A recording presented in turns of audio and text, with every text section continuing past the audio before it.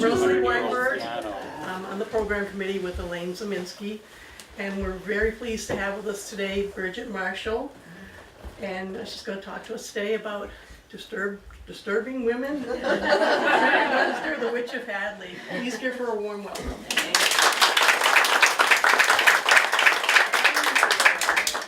So glad to be here. I live in Lowell, Massachusetts now, which I also love, but we lived in Northampton before that, and we miss Western Mass a lot, so I'm very grateful to you all for inviting me and having me come talk about one of my favorite witches, Mary Webster. How many of you have heard of Mary Webster? You maybe know a little bit about Mary Webster. I saw a student elementary school project poster over there on Mary Webster, which is super exciting for me. I love to see that. I was going to do some slides originally and have the projector, and then I thought, I am talking about a witch and I'm going to be in her hometown, and I don't know that I want to tempt fate with like what might happen with technology, because technology always gets messed up anyway. So I went low tech. I've got a handout. I think there's should be enough coming around for most people, or you can share with a neighbor, and that'll just give you a little bit of some resources you can look at, and some I'm going to be talking about a lot of different sources, so if you get lost in the, wait, which person said what, this might help you. And on the back there's a terrible poem. It's really, really terrible, so I apologize for spreading bad poetry, but it's useful, and I'll get to that towards the end. So, I'm here today to talk about witches, in big, scare quotation marks. I'm not going to do this every time, but keep in mind, every time I say the word witches, big square quotation, scare quotes around it. And that is to emphasize there were no witches in New England, okay? There were no women running around in pointy black hats with green faces. There were no women riding around on broomsticks. There were no women casting spells over bubbling cauldrons, right? That is fake news. All right. There were, however, women who were accused of being witches for a wide variety of reasons. Some of them were outsider women, whether they were poor, old, single, or widowed, who lived on the margins of their community, sometimes literally, and they attracted the spite of their neighbors. Some of them were younger, married, even well-to-do women, who attracted the jealousy of their community. Some of them were even men. In Puritan New England, which is to say the white English settler colonies formed in this area of Massachusetts all the way up to Maine, they believed that their communities had been infiltrated by the devil, who was actively enlisting women, men, even children, and on at least one occasion a dog, to sign his black book and join his league against their god and country. New Englanders brought their belief in witches with them from their homes in England. Indeed, the witchcraft belief was particularly strong in Essex, England, the original home of many of the settlers who came to this particular area. And these beliefs became even more important as the colonists faced a really harsh and challenging life here in a new land. Crops failed, livestock died, children became ill and also died. Native Americans engaged the colonists in warfare, often inflicting severe damages, though to be clear, they were here first and they were the victims of far more egregious incursions made by the colonists. But if the Puritans were God's ordained people, why, oh why, were these terrible things happening to them? It's in this intense cauldron of stress, anxiety, and deprivation, with limited scientific and medical knowledge, that a profound belief that they were practicing the one true, pure religion, that a belief in witches, a belief that some in our own community might be in league with the devil, comes to actually make a lot of sense. So before we jump into details, understand that no matter how wild the claims are about these witches, or one witch in particular, there are several key elements underlying this community's beliefs. First, a lack of scientific and medical knowledge to explain things like disease, death, or other phenomenon. Two, a strong belief in their God and in the active involvement of the devil. And three, a daily life that really required constant physical labor to maintain their basic needs. So we want to think of that as sort of underlying construction that to sort of try to understand their mindset and why they would fall to believe these things that we look at today and say, oh, that's just absurd. So today's talk will focus specifically on Mary Webster, and I'll also try to sketch the larger context of her world in terms of the community where she lived, right here, and the beliefs that they held. Another important aspect of this talk will be the fake news problem that I alluded to in my opening. Mary Webster was definitely a real person, but information about her is very sketchy. We have some records that help us draw a rough outline, but many other records are missing. We don't know if they existed to begin with, they don't know if they were lost or destroyed, accidentally or on purpose, we just don't know. We don't have any private diaries or insider information, and as we know now, what we wish Mary Webster had carefully written down memos to herself to remind her of all the details of every single interaction she had. That would have been really, really helpful. But lacking that, we have a lot we have to piece together without those first-person details. We do have several historians who have taken this on, though it's just not clear if they had more information than we do. Were there trial transcripts that have been lost since they were able to look at them? Was Cotton Mather, who we'll get to in a bit, actually using those trial transcripts? And how much of what these historians report might actually be from some oral stories that could have some validity, that may actually have some truthful bits in it, but as we all know, in the retelling that happens in any small community, how much of those things embellished, and then the historians write them down and they take on a different sort of meaning. Throughout this talk, I'll be inserting sort of asterisks, and you can take a look at your handout to help see where these are, to note the level of reliability of these sources. So I've tried to give you a list of the timeline of events and the timeline of when the sources that we have were written, so how close they were to, again, that idea that the closer it is to the original time period, perhaps the more accurate something might be, and as we go through time, we see some loss and some changes in what the records tell us. And I'll also try to highlight some spots where I think there may actually be more information out there that maybe potentially we'll be able to gather and fill in some gaps. As always, history is a work in progress, subject to revision as we find new details and debunk old myths. To step back for a moment and consider the big picture, keep in mind that in 17th century New England, witchcraft accusations were actually fairly common.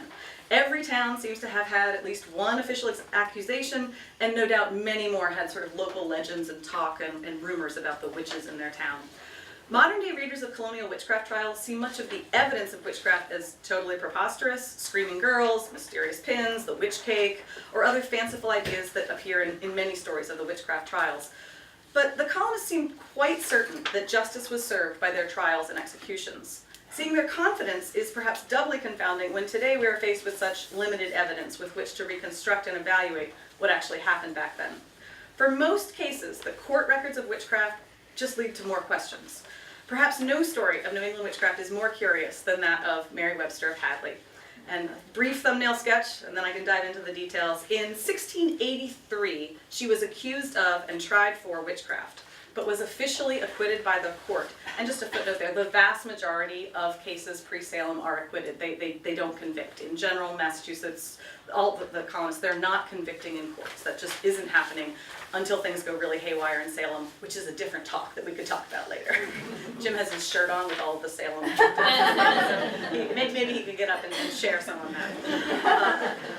Like many of those acquitted, though, Webster's status as an accused witch was enough of a mark of her witchery in the year after her acquittal. So to be clear, it's an entire year after the court has officially said not guilty, her neighbors try to hang her anyway. In the most remarkable twist, the hanging was unsuccessful. So if there's anything that's going to make people think you're a witch, I would suggest it is probably not dying in such a public, dramatic sort of way. So at this point, I'll try to dig into more of what we know about Mary. That's sort of the headline, the story. That's definitely the clickbait story if we were reading this on the internet, right? And then we're going to dig in and see what do we know, how do we separate out maybe the truth from the legend, and see what we can figure out about Mary. So yeah, carry on, dive in. Great. So who was Mary Webster? We know that Mary Webster's maiden name was Reeve, and that she was probably born between 1617 and 1624 in England. We don't know much about her prior to her marriage to William Webster in 1670. However, we know a lot about William Webster and his family. More on that shortly. William was born in England in 1614. He's the third of 9 children born to Agnes Smith and John Webster. Pause. Yes, that John Webster, right? You Hadleyites know your John Webster? Governor of Connecticut in 1656, leaves Connecticut in 1659 over religious differences, and becomes one of the early residents right here in Hadley, sort of a founder, a light of the community. But he lives here for less than 2 years. He dies in 1661. Agnes Webster is his wife, Mary's mother-in-law. She dies in Hadley in 1667. But they are a well-to-do family involved with the town government and the town founding. So how exactly William, Mary's husband, falls from being the son of the governor and of a magistrate in Hadley to relying on the charity of Hadley, which is something that we know from later records, it's not entirely clear to me. This is one of the many pieces I'd like to try to tease out a little bit more if I can. Particularly given that William made off relatively well compared to his siblings in terms of the legacy left by John Webster. In John Webster's will, he leaves money to 5 of his 6 surviving children. His son Matthew gets 10 pounds, daughter Marsh gets 20 pounds, daughter Markham gets 40 pounds, son Thomas gets 50 pounds, and William gets 70 pounds. So, would seem that he's doing well, perhaps a favored son. So he receives the most of the 5 children who are named.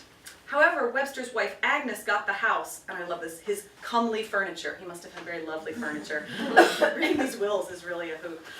Perhaps the real problem is, though, that John made Robert, his other son Robert, the sole and full executor of the estate. So perhaps that is actually cutting him out. He gets the cash, but not the larger bit of the estate. The will also notes, "My lot at the new plantation, with the accommodations thereunto belonging, I give to my sons, William and Thomas, upon condition of their inhabiting there, as I myself was engaged to do." This always leaves me asking, what the heck happened to that lot at New Plantation? Did William and Thomas not get along? Were they not able to agree to how to live there? We don't know what happened there, but we do know that very soon after this, he ends up living on the charity of the town in a small house by the middle highway, and living without resources, apparently, asking for the charity of the town. So William Webster and his wife Mary live in a house provided by the community of Hadley, and the community of Hadley didn't seem too happy about this. So let's take a look at some of the sources and see some of the background details that we're able to figure out from there. Sources on Webster's case are notoriously difficult to pin down, but they'll make for very entertaining reading.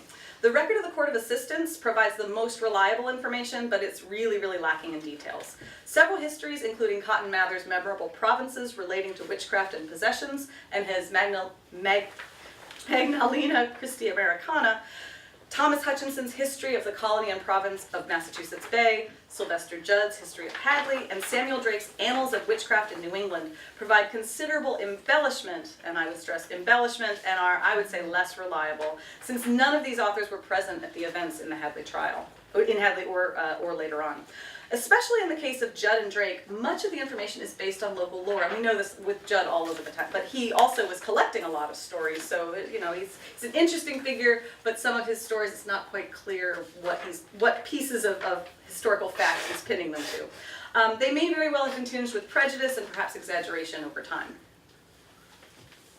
According to Drake, in his Annals of Witchcraft, Webster's case, quote, is said to be the most notable of any that ever occurred in the county of Hampshire, and Judd claims that Mary Webster was the most notable witch in Hampshire County.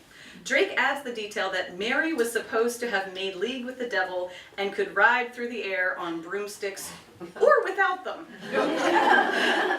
Again, Drake is the only historian who includes a remark about broomsticks, and whether he's recounting that as truth or whether he's sort of perhaps, maybe there's some irony in that he's saying, well, she was supposed to have gone through with broomsticks or without them.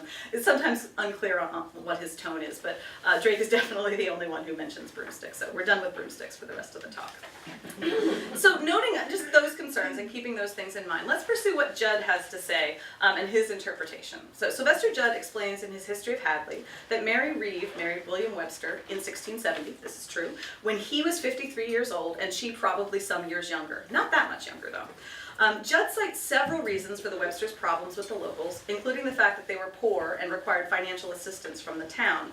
He also says, quote, Mary Webster's temper, which was not the most placid, was not improved by poverty and neglect. She used harsh words when offended. I'm really glad there's a lot of women in the audience, because that, you're with me, ladies, you're with me. All right, so Judd further supposes, this is Judd, that despised and sometimes ill-treated, she soured with the world and rendered spiteful towards some of her neighbors. In truth, we have no testimony from Webster herself about her feelings towards her community or her situation. In any case, though, it does seem clear that the Websters were of the lowest socioeconomic class, which in many readings of witchcraft trials, such as Paul Boyer and Steve Nissenbaum's Salem Possessed or Carol Carson's Devil in the Shape of a Woman, this is a very common factor, being of a lower socioeconomic class. Though not in all cases, but is certainly very common. All accounts claim that Mary Webster was an unpleasant character, widely disliked in the community. Drake somewhat sympathetically explains, quote, "Poverty is discouraging, and it is intimated that it did not improve the temper of Mary Webster. It is also intimated she became spiteful and looked upon all about her as enemies and acted accordingly." The fact that Webster looked on her neighbors as enemies seems reasonable in the face of the treatment she received at their hands. Most accounts indicate that the supposed victims of her witchcraft took immediate action against her. Drake explains, quote, "Cattle refused to draw as they approached her house. Horses balked and could not be driven past her door. In such cases, drivers would enter the house and beat her, or threaten to do so, and then she generally let them pass." Judd similarly recounts, quote, "The teamsters used to go in the house and whip or threaten to whip her, and she would let the teams pass." Whether Mary was the cause of the problems in transportation near her home or not, it is notable that the men were not afraid to threaten or actually physically harm her, despite her supposed witchcraft powers, which seems a strange break in the logic there to me. Drake further explains, and he's repeating Judd's claims, that, quote, "On one occasion she overturned a load of hay as it was about to pass, and the man in charge of it entered the house to whip her, but in the meantime his load of hay was placed right side up by an invisible hand." One might wonder whether men started to assume that Mary would interfere and perhaps simply began preemptively entering her home and beating her or threatening her in order to prevent her casting these spells with her invisible hand. Some of the more colorful anecdotes make claims that are less easily explained, with one tale in Drake's account says, quote, "At another time, by looking at a child in a cradle at a neighbor's house, she caused it to ascend to the chamber floor 3 successive times when no visible hand touched it." So she's like throwing a baby on the ground, but not physically doing it. It seems, again, one of these things I can't explain. Many of the testimonies will have these sort of inexplicable pieces. It surely sounds supernatural, but it's not clear who the source is. Again, we don't have a specific example or person that this is pinned to. The Websters themselves, though, had no children, so perhaps this added to local concerns and suspicions. The majority of stories of bewitching seem to involve what we would probably today call coincidence. And here's an example. "Once a hen came down somebody's chimney and was somewhat scalded in a pot, which happened to be over the fire. It was found that Mary Webster was suffering from a scald at the same time." Right? That's like an open and shut case. Like a hen fell down, and then she's got a scald. So again, these coincidences that we see, that they would all be sort of strung together, again, as evidence that she was a witch. So in any case, it seems there's a lot of ill will towards Mary, and it came as no surprise then that she's called to court in Northampton in 1683 to account for her behavior. So back to court records. So those are all the sort of vague things that are claimed after the fact. Here's what we have in the court records. Mary Webster appeared before the court at Northampton on March 27th, 1683. Court records indicate that those present included John Pynchon of Springfield, Peter Tilton and Philip Smith of Hadley, William Clark and Aaron Cook of Northampton, and Samuel Partridge of Hadley, who served as clerk. The record provides limited detail, indicating only that she was, quote, "under strong suspicion of having familiarity with the devil or of using witchcraft, and that many testimonies were brought against her." If those testimonies were written down, and we don't know that they have not survived, or at least to date haven't been found. But since cases of witchcraft were beyond the scope of the local court at Northampton, and this happens in a couple of other cases, Mary Parsons, which is another witch you may have heard of, she's a witch in Northampton. Cases of witchcraft were beyond the scope of the court at Northampton, so they send it to the Court of Assistance in Boston. The court here sends her to the jail in Boston, along with, they say, all the evidences related to the case. Again, that would make me think that there's written evidences, but we don't have those. On May 22nd, 1683, Mary Webster appears before Governor Bradstreet, Deputy Governor Danforth, and the 9 assistants at the court in Boston, where she is indicted. The court record explains that she was accused of, quote, "not having the fear of God before her eyes, and being instigated by the devil, hath entered into covenant and had familiarity with him in the shape of a warrenage, and had her imps sucking her, and teats or marks found on her secret parts, as in and by several testimonies may appear contrary to the peace of our sovereign lord the king, his crown and dignity, the laws of God and this jurisdiction." They're really fired up about this. A couple notes on that. So you heard this, she had her secret parts are searched. This may be something, if you've read anything on Salem witch trials, they do this search for witch marks on a witch's body. Basically, they believe that witches had familiars. These would be animals, cats, sometimes mice, and in this case, a warrenage, which best we can figure is a fisher cat, actually, is probably what he was referring to, or what's being referred to. It's a little tough to figure out. So they believe that the witch could send her familiar out to do her bidding, right, to cause mischief in the community, and that when it came back, it was sucking on her like a child, and so she would have witch teats at any part of her body. Of course, if you just want to look at your arms and see, do you have a funny-looking mole or a freckle or anything like that, that could have been something that was, or a birthmark, that would be your witch's teat, that you were somehow nursing your familiar, and that would have been a sign of your witchcraft. So keep that in mind. Again, unfortunately, we've not yet discovered those evidences, and we don't have a lot of information to go on about what was presented to the jury or what facts they actually had to judge. Judd supplements the limited court records with notations from the colony's treasurer's books, which indicate the cost of Mary Webster's court case. Bringing down Mary Webster from Hadley to prison was £5. Witnesses about Goodwife Webster, £12, 15 shillings and 2 pence. Robert Earl for keeping Mary Webster in Boston, £4, and cash for carrying Mary Webster to Hadley, £2. So it was a total of £23, 15 shillings and 2 pence expended on the Boston trial of Mary Webster. And with that, the official, oh wait, did I just skip? Oh, sorry, I skipped the actual verdict, right, sorry. I was so excited about telling you about the warrenage. So 4 months after they submit the indictment, on September 4th, 1683, we just find out, to which indictment Mary responded, making no exception against any of the jury, leaving herself to be tried by God and country. After the indictment and evidences in the case were read, committed to the jury, and are on file, they brought in their verdict and found her not guilty.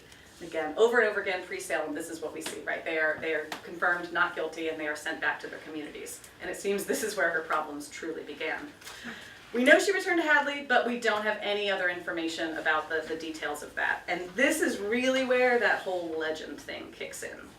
Perhaps in a very early example of Western Massachusetts being really unhappy with decisions made in Boston, we know that is still the case, the residents of Hadley disagreed with the Boston court's verdict. Just 1 year after Mary Webster is declared not guilty by the Boston court, in the winter of 1684-85, Lieutenant Philip Smith of Hadley becomes gravely ill, and he dies actually on January 10th of 1685. Smith was a prominent member of the Hadley community, and in fact, he had served on that Hampshire County court that sent Mary Webster's case to Boston. So he's a member of the court here, and so could, in some ways, be seen as being a part of the reason Mary's trial is continued. Apparently, Mary was suspected of causing Smith's illness, and some residents attempted to hang her for it. At this point, the explanation of what happened varies depending on the source. So I'll talk a little bit about what the different versions tell us. The key document for details on Mary's witchery is Cotton Mather's Memorable Provinces, published in 1689. Later historians seem to rely on him almost exclusively for the details. Drake thinks Mather is a great historian and calls him contemporaneous with the events and well-informed with particulars. But it's really important to note that Mather was not actually present for the events, and more importantly, that he had a very strong reason to represent witchcraft as in as frightening a form as possible. As Drake later admits, quote, "It should be remembered that nearly all of Mather's accounts came to him at least secondhand, and often perhaps third or fourth, from idle heads, all lovers of the marvelous, ready at all times, especially in the night, to believe the air full of ill-shapen monsters, bearing commissions from the devil, to enlist followers of whom he might make witches and send them forth to vex and torment mankind." Despite such misgivings about Mather's motivation, Drake and others continue to report Mather's findings really without much critique, and they often just recopy several paragraphs from Mather and plop it in as if it's evidence. And it seems to be more important because it's been repeated so many times, but again, I want to stress we don't have any documentation on this. So Mather's Memorable Provinces tells the story, and he tells the same story, a few variations again, in Magdalena Christi Americana in 1702. From the opening of the text, he makes it clear where he stands on the events in Hadley. So again, this is Mather.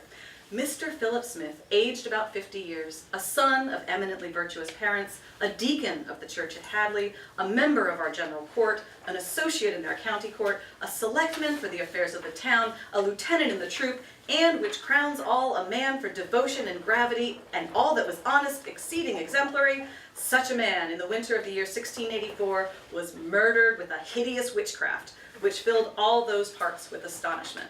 right? This is like better than the Comey memos, right? This is like really, this is building it up. It's building up, right, the drama for this.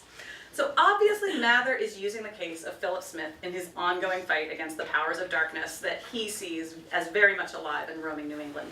Furthermore, he really stresses that high standing of Philip Smith, socially and morally, who is the victim here, and he claims that Mary Webster had it out for Smith. Quote, Smith was concerned about relieving the indigencies of a wretched woman in the town who, being dissatisfied at some of his just cares about her, expressed herself unto him in such a manner that he declared himself apprehensive of receiving mischief at her hands. Mather's account, again, really stresses that difference of Philip Smith's standing and Mary Webster's standing. And also, it's important to note, he never names Mary Webster in his recounting. He just refers to her as that woman, that witch. So it's very clear that his story is about Smith and him being a victim of the witchcraft. Her particular name, any interest in her real story isn't of consequence for Mather. So, Philip Smith is clearly ill, and we do know that he died. He's a real person, so again, sort of separating those things out. Mather describes Smith's illness at great length, and perhaps most importantly, Smith's own suspicions about what had caused this illness. Again, that thing I mentioned all the way at the beginning, they don't know why diseases are happening. They don't know why people are getting ill. Symptoms can be really inexplicable and confusing to them. So this is in Mather's account. About the beginning of January, he began to be very valetudinarious. In raptures, he would cry out, "Lord, stay thy hand, it is enough, it is more than thy frail servant can bear." But in the midst of these things, he uttered still a hard suspicion that the ill woman who had threatened him had made impressions on him. While he yet remained of a sound mind, he very sedately but very solemnly charged his brother to look well after him. "Be sure," he said, "to have a care for me, for you shall see strange things. There shall be a wonder in Hadley. I shall not be dead when it is thought I am." This charge he pressed over and over, and afterwards became delirious. I would suggest that he was delirious before that all started. So from this description, it's obvious that Smith was really suffering in the extreme. And this visible struggle that he was enduring was no doubt very concerning for his family and friends, the people who were watching this illness. His delirious claim that there shall be a wonder in Hadley perhaps seems over the top to us today, but it really seems like it was genuinely terrifying to his community. His claim that I shall not be dead when it is thought I am is particularly chilling when we consider that people sometimes were declared dead when they were not at this time period, right? Again, lacking some of the details, perhaps they're comatose. But I also can't help but see a biblical reference here, and I have questions about whether did Smith feel that way? Did the people watching him feel that way? Or is Mather kind of inserting some of this after the fact? Again, this is our only account of these things that supposedly Smith was saying. Mather was not there. To what extent is he adding in what he needs to add in to make the case the way he really wants to see it? Make it more dramatic. Whatever the cause, Smith was suffering fits and delirium, sure to frighten not only him, but also his nurses and watchers. Several of his symptoms echo those that appear in other witchcraft cases. Mather claims that he had speech incessant and voluble beyond all imagination, and this in diverse tones and sundry voices and various languages. Additionally, he cried out not only of sore pain, but also of sharp pins pricking of him, sometimes in his toe, sometimes in his arm, as if there had been hundreds of them. But the people upon search never found any more than one. Again, I pause with this, well, why was there even one in the sick man's bed? It's a little bit strange, these details. The pins in particular, if you've read anything about Salem, you know the girls had pins. Sometimes it seems that they were using them themselves. Sometimes they said they were feeling pinpricks, and there's a lot of different theories on why. It could be, again, his illness is just giving him, whether it's hallucinations or actual feelings. Perhaps he has a rash. There's so many possibilities and questions here. So the pins remind me of Salem. Also like the Salem accusers, Smith claimed to see an apparition of his tormentor when no one else in the room could.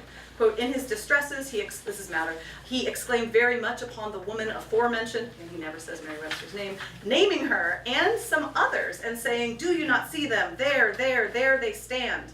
And I should note that bit about some others being with Mary Webster leaves me wondering who else might have been caught up in this at the time. According to Mather, the strangeness was not limited to Smith's person. There were continuous strange occurrences just simply in his room. Pots of medicine were emptied. Maybe he was taking them when they weren't there. Audible scratchings were made about the bed when his hands and feet lay wholly still.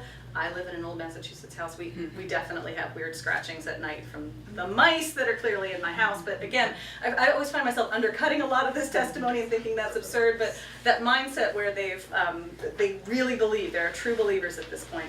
And then there's some that I can't explain. Most spectacularly, they beheld fire sometimes on the bed. When the beholders began to discourse of it, it vanished away. So again, that spectrum of, I'm not sure how to weigh some of these claims of evidence. Diverse people felt something stir in the bed at a considerable distance from the man. It seemed as big as a cat, but they could never grasp it. So they think there's a familiar perhaps running around in the room, which again sort of adds to that idea that there's a witch involved. As if to bolster his case for the bewitching of Smith, Mather also mentions curious details about his corpse after he succumbs to illness. According to Mather, they, quote, found a swelling on one breast which rendered it like a woman's. His privates were wounded or burned. On his back, besides bruises, there were several pricks or holes as if done with awls or pins. Again, all of this strangeness I can't account for, but they're really concerned about what has happened to him. The strange markings on his body are compounded by the fact that the body didn't quite seem dead, again, which he had previously suggested he wouldn't be dead. Mather notes, after the opinion of all had pronounced him dead, his countenance continued as lively as if he had been alive, his eyes closed in a slumber, and his nether jaw not falling down. At this point, of course, I'm imagining that he perhaps is not dead. Later on, when they take him out of his bed, they, quote, found him still warm, though the season of cold was as cold as had been known in any age. Whether Smith was actually alive and in some kind of coma is not something we can know, unfortunately, at this point. But in any case, this death was not seen as something that was normal for the time, and they can't explain why this is happening. His friends and family are distraught. After his body is moved, there then seems to be a very swift degeneration. Quote, on Monday morning, they found the face extremely tumefied and discolored. 'Twas as black and blue, and fresh blood seemed to run down his cheek. Sorry, it was a little gruesome, yeah. Okay, so I think that's as gruesome as it gets. They can't really figure out what is happening here, and they have a lot of concerns. Apparently, after his body is dead, and they're sure it's dead, diverse noises were heard in the room where the corpse lay, the clattering of chairs and stools, whereof no account could be given. Again, this is very ghost story, sort of spooky, and again, these are all Mather's words, and he's definitely adding a lot of detail, I would suggest. These symptoms surely would have been disturbing to anyone. In the 17th century, with limited understanding of natural processes of death, disease, and decay, that would be concerning. But also, in this culture, the only reason one would get sick in such a painful and visible way is because of punishment from God, and we already know Philip Smith is like the best, right? Or the involvement of the devil. If bad things were happening to good people, then witchcraft was definitely afoot. Mather ends his discussion with the sentence, quote, upon the whole it appeared unquestionable that witchcraft had brought a period unto the life of so good a man. In Mather's version of the story, there's no question that Smith died from bewitching. And in the eyes of the community, it seems that the bewitching was being done by Mary Webster. While witnessing the terrible trials of Smith, the community apparently wanted to find some way to ease his pains, and who wouldn't, given what we've heard in the description. Mather explains that some of the witnesses to Smith's outcries tried to test the theory that Webster was involved in an interesting way. This is Mather. Quote, some of the young men in town, being out of their wits at the strange calamities thus upon one of their most beloved neighbors, went 3 or 4 times to give disturbance unto the woman thus complained of. And all the while they were disturbing of her, he was at ease, and slept as a weary man. Yea, these were the only times that they perceived him to take any sleep at all in his illness. What exactly did it mean to disturb the suspected witch? We don't know. That's the earliest mention that we have of this disturbing happening, and that's as detailed as it gets. She was disturbing. The practice of beating or restraining a suspected witch to prevent her from further mischief is a common occurrence. We see this in Salem. Similar activities are referenced in Salem. In referring to the disturbing of Mary Webster, Thomas Hutchinson, in his History of Massachusetts Bay Colony, this is a little bit later in the timeline, he describes what we have from Mather this way, quote, while Philip Smith lay ill, a number of brisk lads tried an experiment upon the old woman. Having dragged her out of the house, they hung her up until she was near dead, let her down, rolled her in snow some time, and at last buried her in it and left her there. Mather never specifically mentioned a hanging, and Hutchinson is really the first mention of with that much detail and of a hanging at all. Other than the disturbing is the only thing that we know from Mather. Judd and Drake's versions both follow from Hutchinson, but the source of the story really remains unconfirmed. Hanging seems likely in a way, given the fact that hanging was the preferred punishment for witches in the American colonies, as evidenced in particular in Salem. But it's also possible that the disturbance was a beating or a whipping or something else entirely. William Webster, her husband, was actually still alive at this time. What was his role in this? Did Mary have any defenders? The accounts are silent on all of this, painting a really distressing picture of what Mary might have endured at the hands of an angry mob. We just don't know. Mary Webster, however, did indeed survive, whatever that disturbance was. She lived for another, actually 11 years, and she was probably 70 or so when she died, in peace, I hope, in 1696. Thus, if you know your dates there, she actually lived to see what happens in Salem in 1692, and so we might think about how that must feel when she escaped the news to see all these other folks who don't. Many post-Mather versions of the story are less friendly towards Smith and his comrades than Mather was. For instance, Thomas Hutchinson, writing in his History of the Colony and Providences, describes Smith as a hypochondriac person who fancied himself under an evil hand and suspected a woman. And it is with some apparent glee that Hutchinson reports the outcome. It happened that she survived and the melancholy man died. Drake also casts aspersions on the behavior of the witch hunters and points out what he perceives to be their foolishness. So this is Drake. He says, "It will be remembered that in the narrative just extracted, mention is made of some young men who went 3 or 4 times to give disturbance to Mary Webster. It is said by a reliable historian," and here Drake is referring back to Hutchinson, "that the young miscreants went to her house, dragged her out, and hung her up till she was almost dead, cut her down, and then buried her in the snow, leaving her for dead. But by a miracle she survived this barbarity.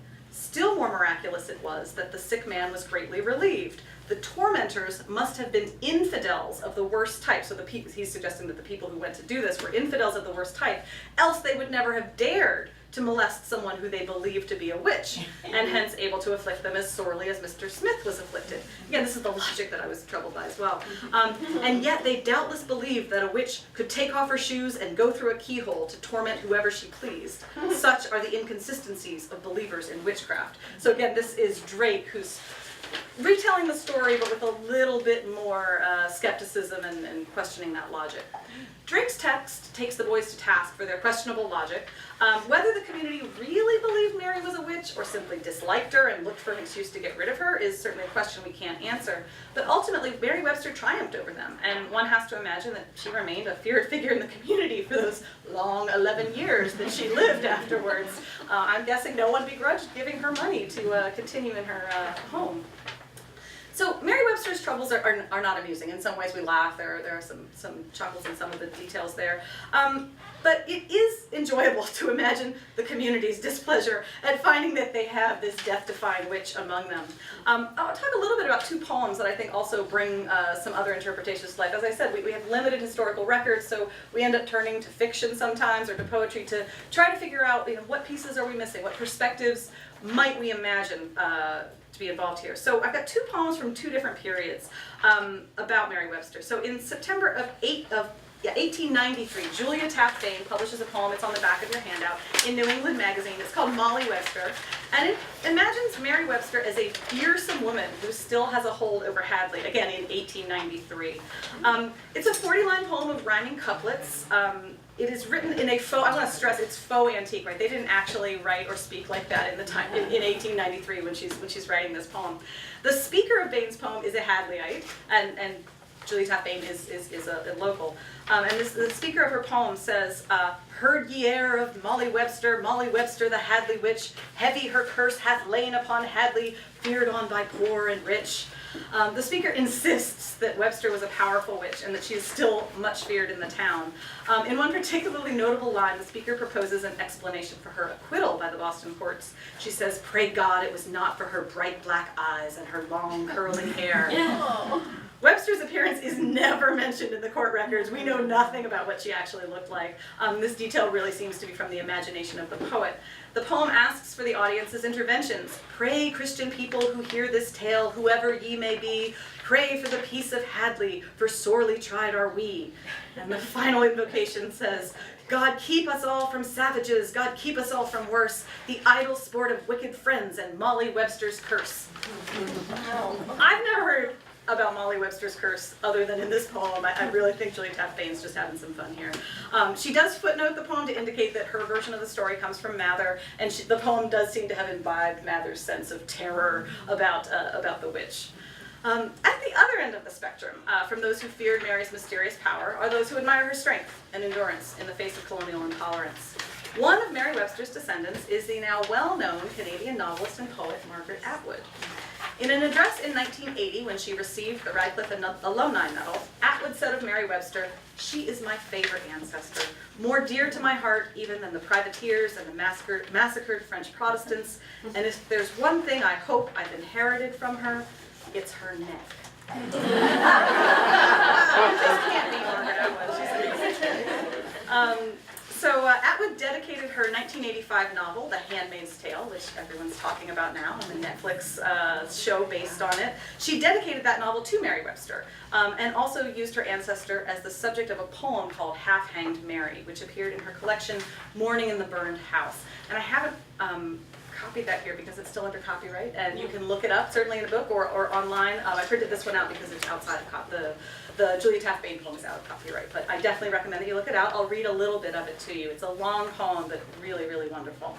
Atwood's poem is divided into sections, each chronicling an hour of Mary's hanging from the tree, and she imagines it happening from 7 at night and concluding at 8 the next morning, which is really compelling to just imagine what might be happening here. And this is where I stress, we have the court records and details and testimony, we have the colorful things that Mather has told us, but Atwood really tries to imagine, to put herself in that mind frame of where Atwood was, of where Webster was.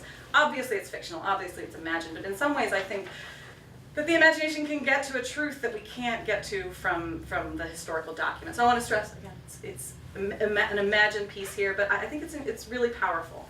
So the stanza in which Mary tells the story of being cut down after the hanging, I think is particularly effective at conveying this tone of defiance and glee. So I'm going to read a couple pieces from this. So this is from Hadley.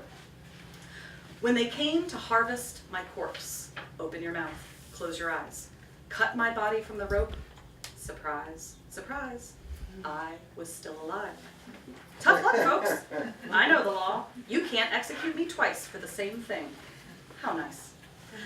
I fell to the clover, breathed it in, and bared my teeth at them in a filthy grin. You can imagine how that went over. Now I only need to look out at them through my sky blue eyes. They see their own ill will staring them in the forehead and turn tail. Before, I was not a witch, but now I am one. She's so good. So that's Margaret Atwood. So those are her final lines. They really sum up the story of Mary Webster best. Her Hadley neighbors made a witch out of her in their minds, and their actions only made her more powerful. In a community struggling to maintain order, safety, and sustenance, they easily fell victim to the worst superstitions. And in fact, their story was used by Mather to foment still more trouble in the Massachusetts colony, more anxieties about the devil in Massachusetts, eventually culminating in the Salem witch hysteria. So that was actually where this paper was going to end about a month ago, but if you'll bear with me and if you're still interested, I started rechecking some of my quotes just to make sure I had all my dates and everything was right here. And to my delight, so I worked on this research quite a number of years ago when I still lived out here, and to my delight I found out that some of the sources that I used were now digitized.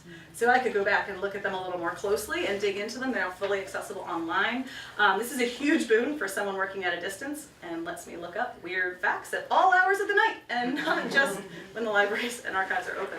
So as a result, I'm delighted to say I have a little bit of breaking news that is new to this particular presentation of the story. I should note, though, that these details have always been in the record. I didn't find a new record, but I just hadn't gotten to these particular ones, which you always have to feel like when you're digging through history. I know I'm missing something. I know I'm missing something. So Sylvester Judd actually mentions this case in a footnote, but I hadn't been able to follow up on it. Judd claims at the September court, 1680, Anne Belding, so 1680, this is 3 years before our Mary Webster case happens. So Anne Belding, a girl in her 16th year, daughter of Samuel Belding of Hatfield, was charged with purposes and practices against the body and life of Mary, wife of William Webster of Hadley. Judd notes, this is a strange affair and I cannot explain it. Okay, I can't explain it either, so I had ignored it because I had too many other things I was looking into. But with a little bit of recent digging, it's even stranger than Judd's note suggests.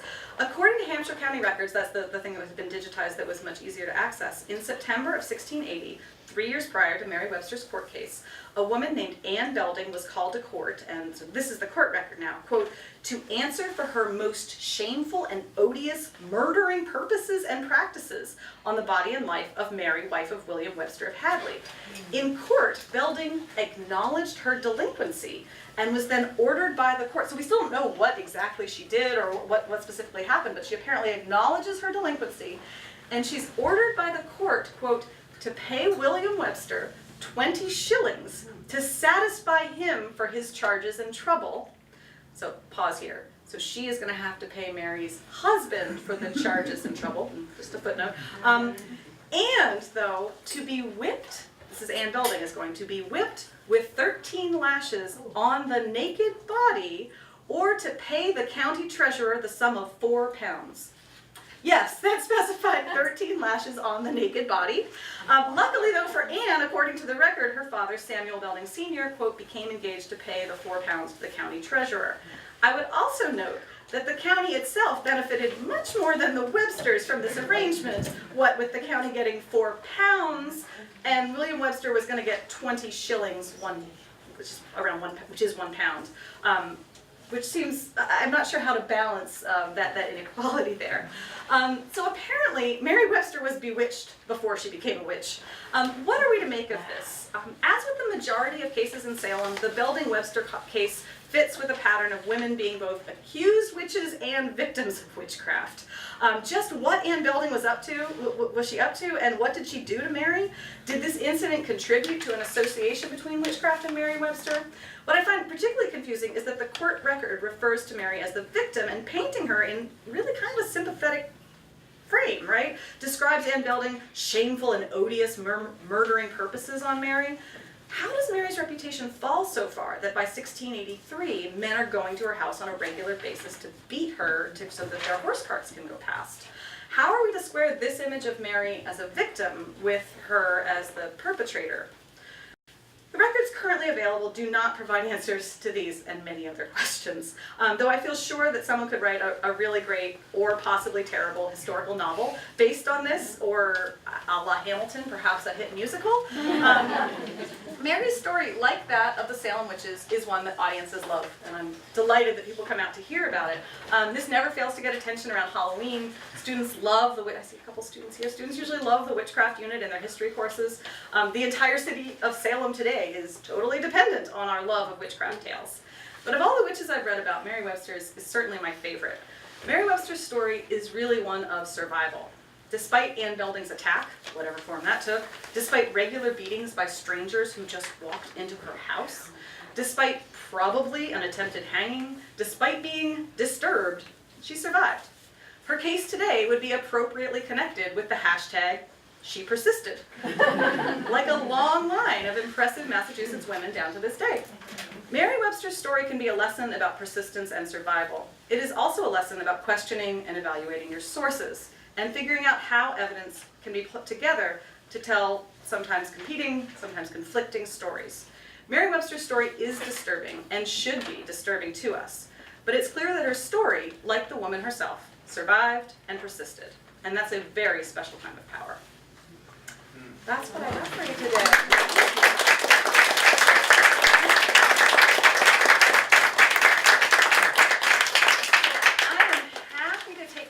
Or hear from you?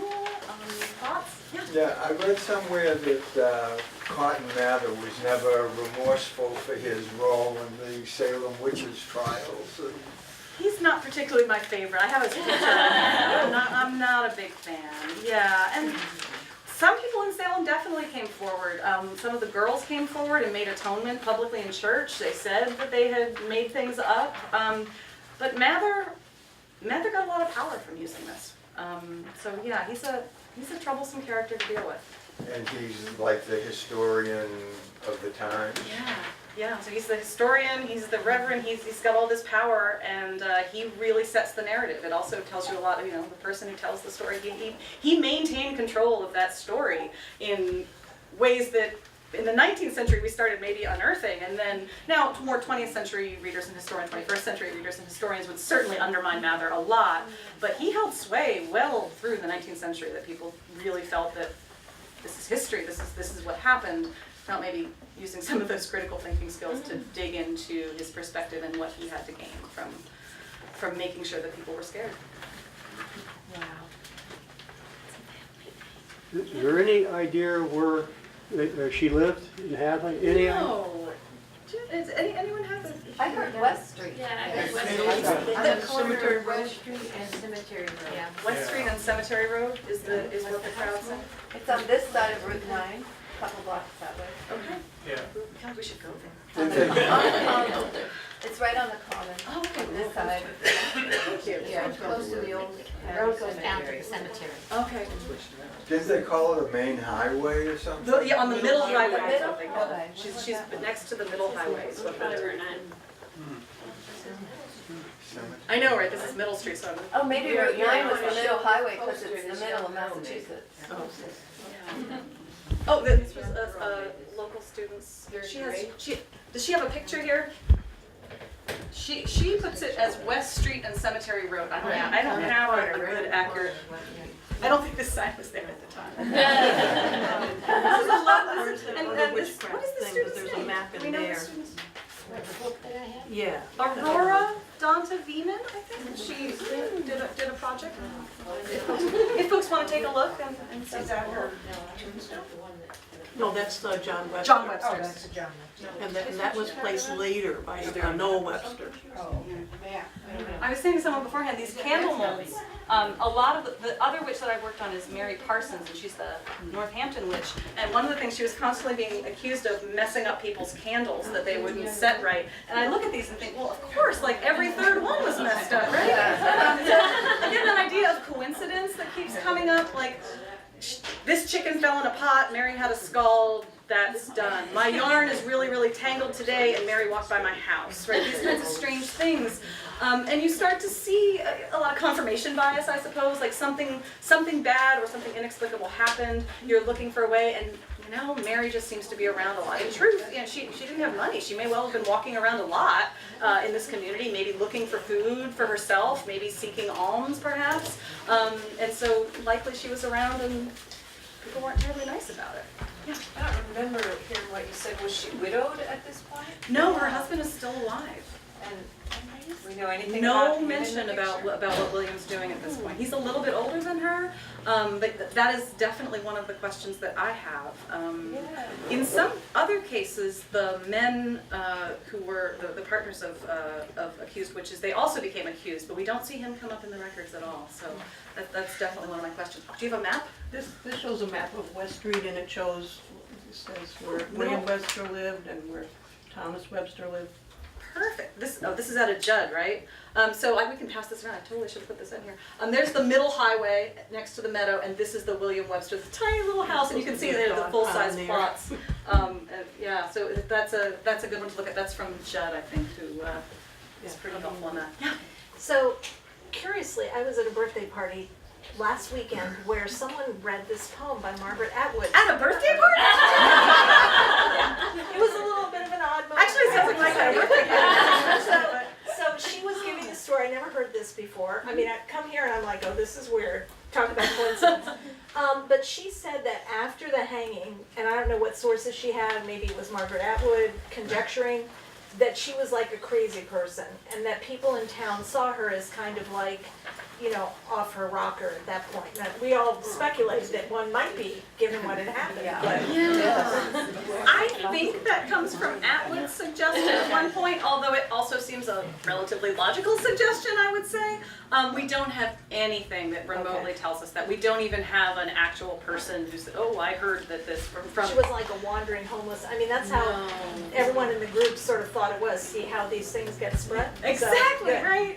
Yeah, we still do this now. But yeah, we don't have any source that would help us to document that. On the internet all the time. Yes, there's lots of things on the internet that would support that. Well, I'm glad to have the verification that it wasn't necessarily the case. And so. you know, all of Atwood's, well, I mean, she pins it to the Hutchinson case, which is the Hutchinson account, which again, we don't know. And the part about rolling her in the snow is also from Hutchinson. It's January in Hadley, there's probably snow. So those pieces hold up enough, but we just don't have that testimony. And what I would do for the secret diary of Mary Webster, it's hidden under a floorboard at that house, right, that we all dream of, but I'm afraid we don't have that. But Judd said that Hutchinson was correct. Yes. So, wonder what led What leads him to think this? I agree. closer to the hearing. Yeah, so some of them think, well, this person was closer to the hearing of it, so it's more accurate, which I give some credence to. Maybe at the same time, it's really, really hard to pin that down. Yeah, things have changed dramatically in my family, and we haven't even been through Hutchinson. Right. I think there's so many lessons to learn from the story when you start pinning down all the different sources. It's a game of telephone over 300 years, right? Right. And it's like there are details that we do know, right? And each of those has several questions around it, because it's so the court details are so limited. Like, we know that these things happen, but without those, we try to sketch things in, which is why we end up with poems about her, because I think we're just trying to fill in those blanks that we just don't have. Wow. Well, apparently she dedicated the Hemingsville. Yeah. So. Which, if you're watching now, and there's a scene of a hanging in it as well. It's yeah. Seeing as Mary and William didn't have children, Atwood was probably from a brother or a Yes. And Atwood has confessed that it's a kitchen story. When an interviewer specifically said, no, really, what's the lineage? She said her grandmother told her this, so that too, who knows? I don't know of anyone who's gone through and done a genealogy to prove Atwood's connection. Oh wait, someone has! Late breaking! I'm related to William Webster though, but okay. that's why I'm here. So you confirm? Confirmed, yeah. So you're related to Margaret Atwood too then? Maybe. Awesome. I don't know Depending which on one how to be the more lineage excited works, about. but- Wow. Yeah, but not Mary, but William. Okay. Through Mary. Very, very cool. Margaret Atwood would like to know that. We should get that genealogy. Yeah, I to can her. send We her will- a check. that would be great. Thank you. She say William or Mary's side? Atwood. Atwood is on. I don't know about Oh. Atwood, but I know I'm on Williams. So. Okay. Okay. I don't know there if it would is be helpful to her. some or not. descendants. It's interesting that today we want to reclaim our history. Like, I'm related to a witch. Like, that is not what people said back then. You can tell times have changed. Do you have any explanation for the high rate of acquittals on the witchcraft cases before Salem? I wonder if there was a segment of society that was more skeptical of witchcraft in general, or whether they had standards of proof that weren't being met in these cases? Absolutely, and if you will bear with me for 2 minutes while I give my little thesis on why everything changes in Salem. So things change massively in Salem, in part because the charter's been revoked. So they say, you know what, we don't know what to do in courts of law, so we are going to, for these special cases, declare a court of oyer and terminer. Have you heard this one before? Oyer and terminer is to hear and decide. They decide we are not going to follow our regular judicial practices. We are going to have a special court just for this. When this happens in history, folks, it is not good, right? Anytime we say we're going to suspend this judicial process that we've established for years, and what happens is they accept spectral evidence. So I'm sitting here and I say, you sent your specter after me. And the evidence of that is that you sent your specter after me. And that's all I have to say. When they accept spectral evidence, I could say anything about you that your specter did to me. They accept that as truth. And that, obviously, if that's your standard of evidence, of course people are going to be convicted. So a huge reason for the convictions in Salem, aside from lots of other dissent, it's a more complicated picture than that, but I would say a huge piece of why suddenly we have convictions in Salem is a change in the court procedure, and that's hugely important. I would also argue that leading up to Salem, there's a lot more skepticism. While every day you might say, oh, she's a witch, or oh, that's really creepy, when you get to a formal courtroom proceeding, it's held to a higher standard, right? The thing that you might believe as rumor in your community versus the thing that you believe in a court of law, I think we understand that even today, that we have different standards, and the courts at the time, in general, really weren't having it. It was very, very rare. So Salem was like a backlash to say, Many, let's go back to the good old days. Many things are changing there, right? Many things are changing in Salem. Burial? Buried around here? I don't know that we have a burial plot for her. I saw someone had claimed that she is in that, the lot with her husband, right? And is that, do we have it right here? With William in the Webster, in the old burying, that what it's called here? What's it called, the old cemetery? The old Hadley cemetery. The old Hadley Cemetery. That I've seen that. I haven't actually been there to check, and I don't know that her name is on it either, which would be. And she didn't have money, so presumably someone, perhaps a relative or the community would have had to pay for burial. But yeah, it's entirely possible that she's buried there with the family. But Yeah. anything else, folks? All right, well, you have the handout, and I think my email address is on the bottom if you have any questions. Or I'm always glad to talk to someone about witches. And thank you so much for coming today. Be careful out there. Look out for witches or people who accuse people of being witches. Really glad to have everyone here.